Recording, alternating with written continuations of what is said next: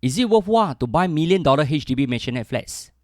In the first part of this video, I will briefly share 4 key reasons why buyers are in favor of Maisonette. In the second half, I will study the past performance of Maisonette flats in Toh Yi Drive from a decade ago. Are they making money or are they losing in value due to a depreciating lease? I will also compare them against private property prices in the vicinity 10 years ago. Which will perform better, HDB or private condo? Some argue that HDB flats have a depreciating value and underperform to private condominiums. Is that really true? Stay tuned to the end of this video and I will review the answer to you. Hi, my name is Alan from LB Property. Welcome back to my YouTube channel. I got this inspiration to pen this topic after reading an article in 99.co on a Maisonette flat in Bukit Timah, Toh Yi Drive that was sold for a record 1.291 million. This is for the HDB flat that was built in the 1988 and has a remaining lease of 64 years. I'm very sure many will say, "Siao ah, pay 1 million for the HDB flat." But before we come to that conclusion, let me share with you that this is not the one and only $1 million HDB flat that was sold. In fact, there are already 9 such $1 million transactions to date for 2022. I still recall when I started my sales career way back in 2009. I still remember that when HDB flats are going above 500,000, people back then also said, "Siao ah, pay $500,000 for the HDB flat." But in today's market, if you are a resale buyer, it's pretty difficult finding a decent 4-room flat below 500,000, except for the outskirts towns in Singapore. So, why are buyers in favor of Maisonettes? Firstly, buyer prefer space. HDB of such sizes usually measure 150 square meter or easily 1,600 square feet of usable space. Maisonette flats offer a very comfortable living area from the living to the kitchen to the bedrooms. Some older Maisonettes are even bigger. They can even reach up to 170 square meter in sizes. In addition, the majority of Maisonettes can be converted into 4 bedrooms to house their extended family. Secondly, HDB upgraders that are eyeing condominium are technically priced out of the private property market in 2022. What do I mean here? Private property price has been on an uphill trend since the pandemic in 2020. If we are talking only about the Toh Yi area, which fall under District 31, resale prices have generally moved up about 25%. Assuming you are eyeing a freehold condo in 2020 which is selling for 1.6 million, today it will cost you a cool $2 million. Some of you here may say, "Pay 2 million for the condo? I might as well buy landed property." Sorry ho, a 2 million budget today can only get you a 99 years leasehold inter-terrace in Spring Hill or Loyang area. A typical freehold inter-terrace today will easily cost you 3.5 million upwards. If you are a HDB upgrader with a limited budget, you can only look at all 99 years leasehold resale condominium for space. Else, you will need to stretch your budget to buy a new launch condominium. Alternatively, you can buy an executive condominium. That is why executive condominiums are so popular with HDB upgraders, because they have technically nothing to buy. Yes, you hear me correctly, there is nothing good to buy. So the last resort for HDB upgraders is to buy back a HDB Maisonette.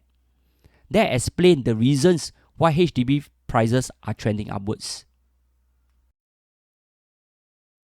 Some HDB buyers prefer living in a HDB environment instead of private housing, even though they can afford to.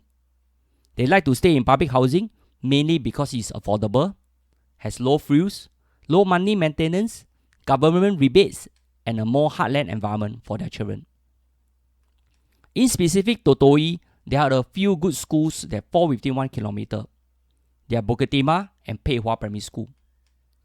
Plus the convenience of staying next to Beauty World MRT station and an upcoming mall.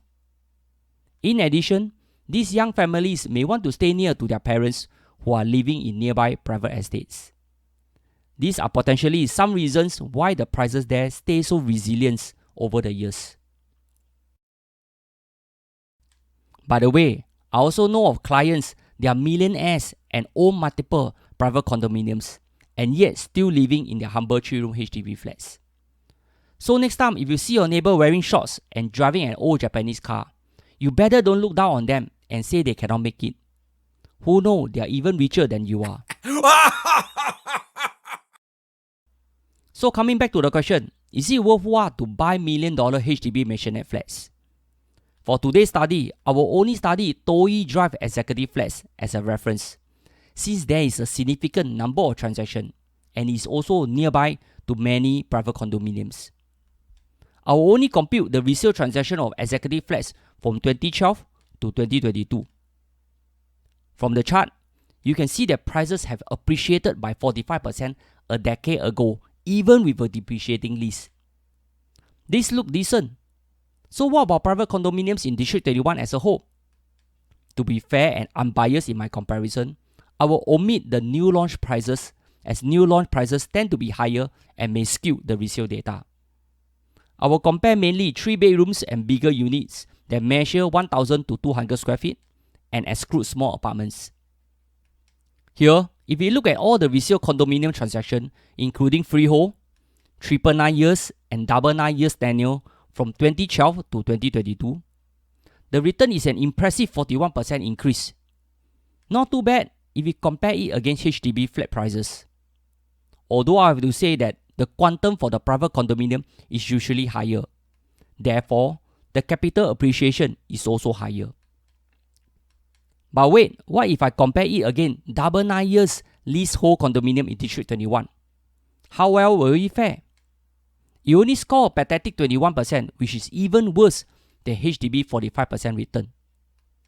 What if I compare it against freehold and 999 years condominium? Surprisingly, the growth rate is an amazing 48%. What can I conclude here? Firstly, if you happen to buy a HDB Maisonette flat 10 years ago in Toh Yi Drive, your property will have appreciated 41% in value. Not too bad for the 35 years old HDB flat. Therefore, this statement that mentioned that HDB flats have a depreciating value and will decline in value over the years. This is not true, especially for Maisonettes, and especially so after the pandemic. Secondly, this statement that says HDB flats will underperform to private condominium. I find this a sweeping statement and does not apply across all HDB segments. If you look at my earlier findings, HDB Maisonettes in Toh Yi has even outperformed 999 years leasehold condominium in District 21 and lost marginally to freehold condo in District 21 by a mere 4%. Thirdly, freehold and 999 years leasehold condominiums tend to outperform in the long run. The data has already proven it. Anyway, if you are wondering if these buyers are foolish enough to pay $1 million for a HDB flat, they are not. They work out their sum, and the best option is still a Maisonette that fulfill their financial and family needs. Any capital appreciation is secondary to them. What they want is a place that they can call home. That is all for today. See you and take care.